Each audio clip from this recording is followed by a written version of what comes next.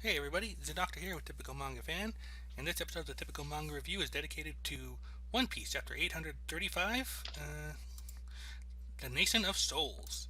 And we actually have two cover pages here this time around. The first one is like the actual magazine cover, which features all of the current Jump characters at the casino for One Piece Film Gold. Got Midoriya, like the ones that are best known here, like Midoriya, Soma, Chikatoge, the Black Clover guy, Asta. There we go. I guess Ichigo there. A few ones that are kind of new, or like that girl in the center left with in white. She's actually part of a brand new series that just started recently. Mm. Actually, pretty good one. I still too early to say if it's going to last though. But moving I on. want to I want to point out that now that Nisekoi is ending, can we start a petition to get double arts back, please? Yeah, I know. It's like, Please. yeah, we both like that. You more than me, I think. But that Well, I definitely mean, has going places. it was just so unique the way they fought. It was just, Yeah. and we only got that in the last minute. It's just sort of like, Like what? because they only figured it out right there at the end. Yeah. Yeah, it was like the biggest cock block I've ever had. Anyway, we got the second And color. I read Bleach, so that must be saying something. Yeah, true. Anyway, we go to the second color cover here, where we have everybody enjoying some shaved ice. And I love the fact that we see like the four of them, like Robin, Brooke, Zoro, and Shanti in the back with ice cream headaches. Especially Robin, just because that's not usually what you expect out of her. She only had like one bite. Come on. I don't know, you're just like exceptionally weak to that or something. And why is Brooke feeling anything? Like, oh my god, my brain is frozen. Except I don't have a brain. Yo. And got Frankie delivering ice. Okay, I buy Sanji and Zoro. I'm sure they had like a stupid contest about who can eat more. Yeah, they Uh, probably did. Meanwhile, yeah, Luffy's shoving it down, not even caring. Probably because his brain always takes a while to register the cold. yeah, Nami's enjoying their stuff. Yeah. Z- Chopper and Usopp's decorating his. yeah, Usopp's decorating. Where's Chopper? Next to Nami, Oh, there you are. Yeah, he's like. Oh, and then of course there's Frankie at the back. getting some ice. Yeah. And we got some All right, penguins, polar bear, etc. Okay. And the let's go to actual the. chapter And there's. itself. Oh yeah, and then we got a little chapter of Shinji Kagawa holding Oda, the thing signed by Oda because he met with Oda on TV. Oh, that's cool. Who's the guy? Is that a soccer player? Or? He's probably the best Japanese soccer player they have. Okay. I just assume soccer because they're looking at the bottom thing there. Yeah, I mean, well, and if people don't know, I'm a Yeah. huge soccer fan, so I basically know everyone in Yeah. soccer. So I figure you would probably have known if that were the case. Yeah, and he's a pretty big player. In the actual chapter itself, we've got we're starting off at Chocolate Town, where we get some narration that once every 6 months in this dreamlike nation, every citizen is asked a particular question. The question is straightforward: leave or life. And for those who choose life, a oh, They okay, stay. yeah, and then we see them extract something extracted from them. But I thought that was all explained right away. But all right, we'll come back. Yeah, yeah. To that. Well, I mean, I think we all can figure it out, though. I mean, Yeah. I figured out just from that page alone. So. Yeah. Well, I'll hold off until we get the actual proper explanation from Okay. the guy. Yeah. And meanwhile, Luffy is capturing all the duplicates of Nambi, Chopper, and Carrot who are making animal noises. And it turns out she actually got the actual Nami in the butt sticks, like, untie me now or die. It's talking just like the original because it is me. So basically, they talk about the whole crazy duplicates, and Nami explains Oh. Just like, wait a second, this means you guys didn't just purposely multiply for fun? That is not possible. I just realized that's probably the value of having someone who's weirded out even by this stuff, because there is a limit. yeah. So okay, sorry, I didn't hear that one. Because there is a limit to just how strange things can be before you Yeah. have to stop assuming they're normal. So Nami's pissed. Nami's a little annoyed about the fact that the guy can't do anything because he's stuck and he can't move. Hmm. And so basically, she explains that they were attacked because they were attacked by the eighth daughter, I believe. What? Or was it the Yeah, first daughter? 8, Brule. Oh, eight. Okay, cool. The eighth daughter of Charlotte, and the fact that she actually has this ability called. Well, first off, she Nami was able to escape her Hmm. using The extending feature on her Klimattact. what's it called? What's it called again? Staff? Is it just a staff called a staff? I guess so. I mean, the weapon is the Klimattact. I mean, I don't know if they gave her this part any particular name. Yeah. Okay. So she used her staff to basically get away, and she thanks Usopp because he made modifications to it. Actually, is that the same one, or did he change it, or did he make a new one? I actually don't remember. Either way, I think it's comes with the same thing. Anyway, Carrot attacks, but she basically attacks like a reflection, a mirror, and it gets like thrown, and she gets punched right back by her reflection. Yeah. still actually do think I do kind of wonder if there is two that can't you just use two at the same time. I don't know. It's probably the same one, just modified anyway.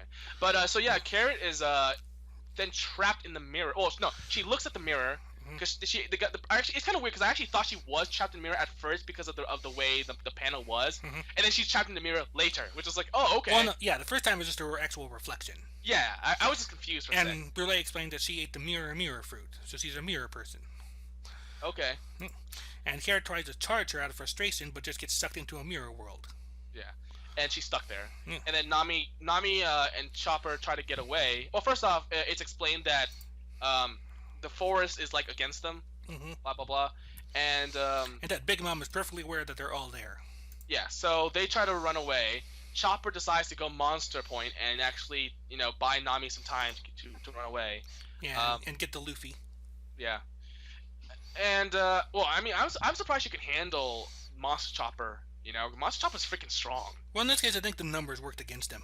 I know, but still, like he is like he is insane. Like this guy actually made the who was the guy who has like the big axe? It's like he was the guy who attacked Monster Chopper at Sal Buddy Archipelago. Yep. And then but who was he? Oh wait, what? Who was he? Wait, ask the question again. Oh, who was the guy who attacked Monster Chopper at the Archipelago? Oh, you mean like Kuma and Kizaru? No, but there was another guy with the weird hair. Oh, Sentomaru. Sentomaru, yeah. That guy was actually pretty scared of Monster Chopper. So and he's powerful. So I mean, I don't know. I feel like these guys have a lot to handle with Monster Chopper. Yep. In any case, Luffy, that's pretty much where things wound up because Nami finally found Luffy. But the strange thing is, all that seemed to happen like right where they were, and yet everybody's gone. Except so everything is gone full circle now, basically. So now she's basically pissed off about the fact that there's no Chopper, Carrot's gone. Why don't you explain stuff? And he's like, well, I wouldn't call them my friends or my allies or enemies, but. And then he wants to eat stuff, and he's like, no, tell us now. He wants some apple juice, but Luffy's like, fine, if you actually tell us something useful, I will. Mostly because I'm actually starting to want to try this out myself. Like, I'm hearing about it so much. You're talking about it so much, I want to try it now. Yeah, but there's one who said we don't have time for that. Who says that? No. Actually, maybe that is Luffy. I don't know. I'm not sure who's talking who here. I feel like Nami would be the one who says we don't have time for that, and then Luffy would be the one who says. But the little pointy part of the speech bubble is pointing at Luffy. Oh, you're right. Yeah. And he's also kind of fuming right there too. Yeah, too. So yeah, and too, it's someone who Nami seems to be more more of a negotiator than Luffy. So I guess she's the one who says, okay, if you tell us something useful, we'll be happy to get you something. But anyway, so she explains this stuff to them, and he basically explains that the trees, the trees are against you. Actually, yeah, it even sees right there, everyone's having a tough time with Monster Chopper. Yep. And he says and he explains the beginning scene of the chapter where he says if you live here, you have to give up a certain amount of your life, which is basically 2 months for every 2 months of in a single year. So and a year's worth in 6 basically. Yeah. So So basically, every 6 months you pay off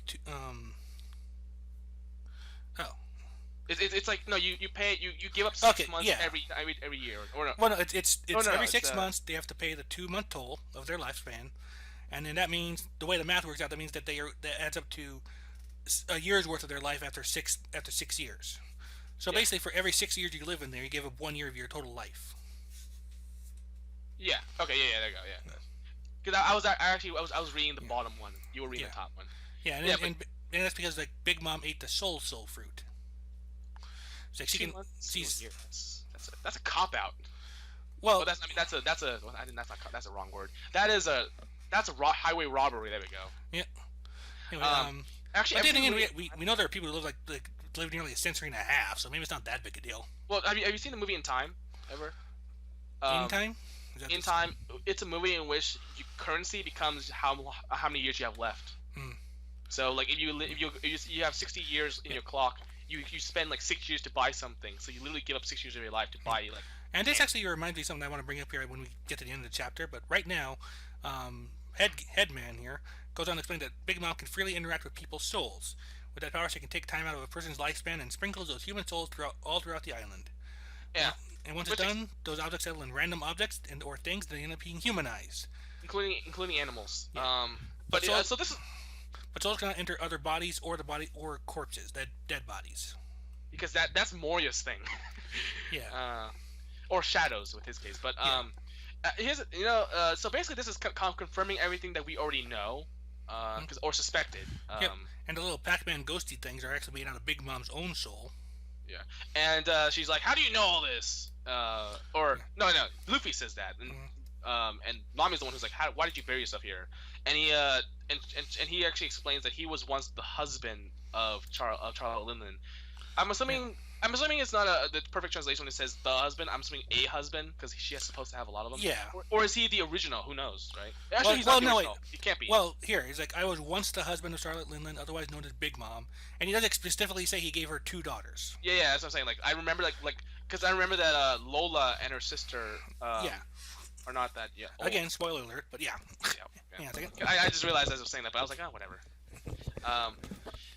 But anyway, so no one cares about him apparently. That's why. Yeah, he just basically gave Big Mom 2 kids, and then they just cast him aside. Yeah. And someone attacks him, and it's the 10th son of. There's so many sons. Damn it. Son of Big Mom, one of 3 sweet commanders. I wonder who the. Yeah, this is like the Charlotte Cracker. Yeah, and he actually is not a giant because it's a freaking weird head. I know, like they were wondering that he was a giant because of how big his head was. He just has a really big head. He's not the first one to be trapped into something like that. There's the guy in the box. Yeah, I was even thinking of Gaimon right now because his head's about as big as his whole body. Yeah, so it turns out that of the 2 dogs he has, one of them was Lola because he mentions her. Yeah, he specifically mentions Chiffon and Lola, and he wants to see Linlin. The Chiffon is the one that's married to Capone, right? Correct. She looks like Lola. Correct. Yeah. So Lola's his daughter. Yep. Okay. And this pretty much confirms what we have long speculated that. This is like spoken confirmation. Yeah, it's like spoken because it's like inside Mari. We all know the plot twist. Let's just say it. This is just giving it to the cast members directly. Also, one thing I like here is like look at the armor that Cracker is wearing. It's like a bunch of crackers just like lined up. Yeah, I know. Yeah. He's the Minister of Biscuit, it says here. Yep. I mean, this is a food-based arc, basically. Oh, yeah. Yep, and it's also like it all specifies. I think you said this already though, but specifies him as one of being the 3 sweet commanders, like one of Big Mom's top guys. Yeah. So yeah, Lola's the daughter of Big Mom. Will that come into? Well, here's the thing though, is like. Even if somehow Charlotte found out or did find out that Lola was helped out by the pirates, would she really care? That's actually something I've wondered about because pride and honor seem to be a thing for Big Mom. So even if she's estranged or from Lola, she might just possibly feel obligated to do something if she finds out the Straw Hat saved her life. Yeah, because this is someone who. So if she took. Oh, here's the thing. So if she took. Because souls can come into the body of corpses, that means she can't resurrect her son, right? Because she killed her son. Presumably, yeah. Oh, that's a move. Yeah, and like, there's no indication that she hates her children or would callously discard them, except for when she's in that state. They all fear her. Oh. Well, it's true, but at the same time, there's no sign that. But that's the thing, actually. Like even Pudding wasn't particularly worried about like being harmed by her, like outside of that particular state. That said, she doesn't seem to care about her husband that she discarded. Well, It might be a difference between blood relatives, like her actual children, versus the guys. Yeah, well, because that can make a difference. It doesn't even have to be like a person. Like when I remember a story my mom told me, like, she actually had like a Siamese cat that she'd had like for a long time, and when she married her second husband, like the cat did not like him at all, and she pretty much flat out told him like because she'd been with that cat so long, like he'd be out of the house before she was. So. Yeah. Perhaps not the best example, but it kind of gets the point across, I think. Yeah, I think anyone would say that if they would care about more their children than their wife or their husband, and I think you can say that in front of the other parent, and the other parent would be okay because they all care about. And Big Mom is the kind of person who would probably take that to the extreme. Yeah. That said, that's it. It's also you said that, but also here's the thing that the daughters so far have shown, like 2 of them have shown that they don't really, like they're okay with betraying Big Mom in some way. Yeah, right? And 3 if you count Pudding. Yeah, 4 if you count Lola. Loyal, yeah, exactly. So they don't exactly show the most hardcore loyalty that you would Yeah. expect. Brule might be the exception, but that depends on what she's done with Chopper and Carrot. Who knows? And maybe she just hasn't had the chance, or maybe it's because she's one of the older generations. Who That's knows? possible too. There's a lot. There's a lot of stuff that we still don't really know. Yeah, I mean, Um, and that's one thing with this arc. Like it's like a lot of arcs, we just get things gradually here and there. But I wonder. You know what I want to know is I wonder what Big's mom's original family was like. Like when who was she the daughter of? Because yeah, is there a certain reason why she's the way she is? Because in Full Metal Alchemist, you had ooh, a guy who wanted. I wonder if she's biracial. Eh, yeah, you in Full Metal Alchemist you had a guy who wanted a family because he was basically alone. So Well, there's a I lot. said I just had a random thought here. Like, I wonder if Big Mom's biracial because part of her thing is a family of all races in harmony, Yeah. and we've seen that people can be in the One Piece world can be pretty bigoted toward non-humans. Yeah. So if she's Um, like part giant herself or something like that, and also her becoming a pirate might make a decision that if she was persecuted, then her becoming a pirate would make a lot of sense because the yeah, world government sucks. yeah, yeah. That said, hmm she's not exactly the angel. An She's not angel. she's not exactly sympathetic. Yeah, no, because there's people like Red Hair Shanks and Luffy, hmm and then there's people like the And other Whitebeard. and Whitebeard. Well, and Whitebeard probably the yeah, most direct foil to her at the moment. yeah. Um, and then there's Kaido and Blackbeard. Yeah. Um, Here. Now here's a question I'd like to throw your way, and I think I may have mentioned this at some point or another before. But Big Mom's ability pretty much allows her to take people's lifespan away, right? yeah. By extension, that probably suggests he knows how long a person will live. Well, that seems logical enough. Do you think she She could identify how long Luffy has to live? and maybe say he only has like 5 years left or something. Yeah, because like he's done all kinds of crap that shortens his lifespan. Well, wait. I mean, Yeah, yeah. Impel Down and Marineford alone. Does that lifespan is only like a natural lifespan, or is that like a premonition lifespan that says, oh well, you would die? Is it like Death Note lifespan, or is it like actual lifespan? Because there's a difference. That's actually a good question in itself, but in either case, I think my question can still go by with either direction. Oh well, I don't know. I don't want them to copy. Here's the problem. What I do worry about Luffy's character is that I don't want him to be a carbon copy of Gold Roger. Yeah. Like he needs to become his own man. And Yeah. they make all these like references like, oh, he's like okay, look, I get it. He's like a successor, but he's not the same. Right, he's a not, different creature than Roger was. he's not supposed to be the same person. He shouldn't be the same person. So I don't know. I mean, that's it. I do kind of like the idea of him being maybe a reincarnation of Roger, but still different. In his own way. Still I a don't, person even, in his own I way. don't like that reincarnation because then that just makes you like having to chase the legacy. It's just let's have him be a new person because he's a D2, right? Yeah. So let's have that be the connection, like Yeah. and because a lot of the Ds are very similar. Yeah. That's like I said. In any case, like whether it's a good idea or not, do you think Oda might actually go that direction? I don't know.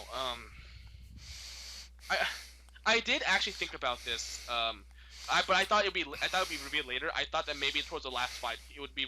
I thought what would happen is that after like 10 years of like they find One Piece and then 10 years later they show Luffy's grave or something like that. I thought maybe he might have done that. I wasn't for it, but I was like maybe he might do that.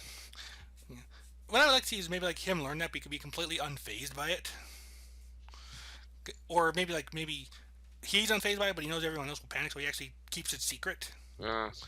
If as best he can, anyway. I don't know. Luffy's the kind of person who keeps things secret by just not bringing them up in the first place.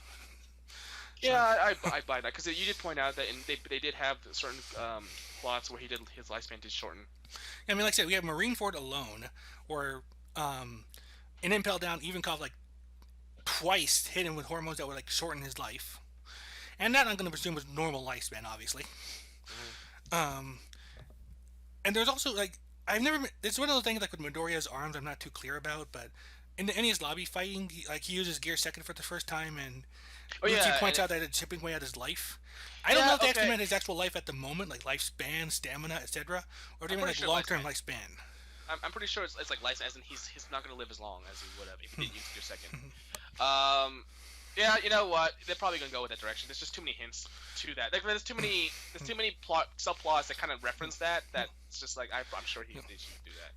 Yep. And then going back to something we kind of brought up earlier, one thing I would want to see, I think might be possible. Like I said, as big a thing as pride and honor are to Big Mom, if she does find out the Straw Hats protected and saved Lola, what she might actually feel obligated to either. I can think of at least three things she might do as a result. One, simply let them leave safely, like unharmed, which is probably the most likely. Let them have Jimbei, less likely but not impossible. Let them have Sanji, which is very unlikely at the moment. To be honest with you, Because Brule was specifically instructed to prevent that from happening. you know what I think is gonna happen?